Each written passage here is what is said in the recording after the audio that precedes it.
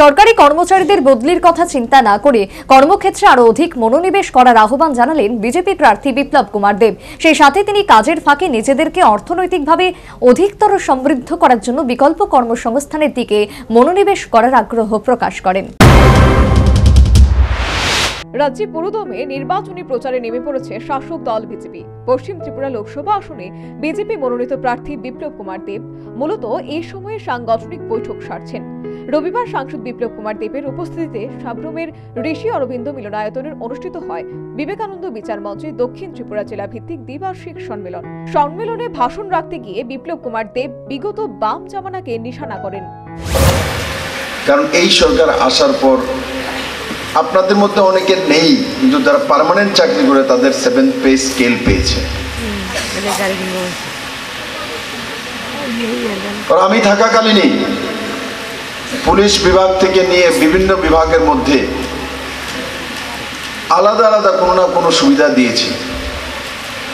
দিয়ে এই পর্যন্ত 25% দেওয়া হয়েছে, লাস্ট বাজেটও 5% দিয়েছি। ডিএর জন্য আন্দোলনও করতে হয়নি। আগে বিনা আন্দোলনে বিনা মিছিল মিটিংয়ে কোনো কিছু ত্রিপুরাতে হতো না। সেই সাথে তিনি সরকারি কর্মচারীদের বদলির কথা চিন্তা না করে কর্মক্ষেত্রে আরো অধিক মনোনিবেশ করার আহ্বান জানান। একই সাথে মাথা উঁচু করে কাজ করতে পরামর্শ দেন। তাহলে আমি যদি বসে থাকতাম 3000 কিলোমিটার দূরে আমি কেন যাব, কেন থাকবো, কেন ওখানে পরিশ্রম করব, তাহলে আপনারা 2018-তে পরিবর্তন দেখতেন না।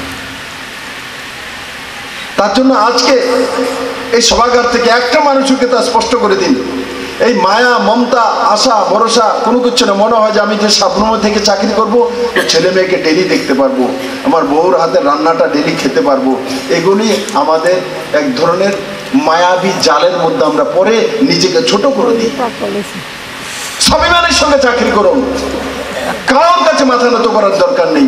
মাথা নত করুন তো মা বাবার কাছে আর ঈশ্বরের কাছে মাথা নত করুন, আর কারোর কাছে মাথা নত। এই সম্মেলনে অন্যান্যদের মধ্যে মন্ত্রী শুক্লাচরণ নোয়াতিয়া, বিধায়ক মাইলা ফ্রুমক, বিবেকানন্দ বিচার মঞ্চের রাজ্য নেতৃত্ব তপন দাস, বিজেপির দক্ষিণ ত্রিপুরা জেলার সভাপতি শঙ্কর রায় সহ একাধিক রাজনৈতিক ব্যক্তিত্ব উপস্থিত ছিলেন।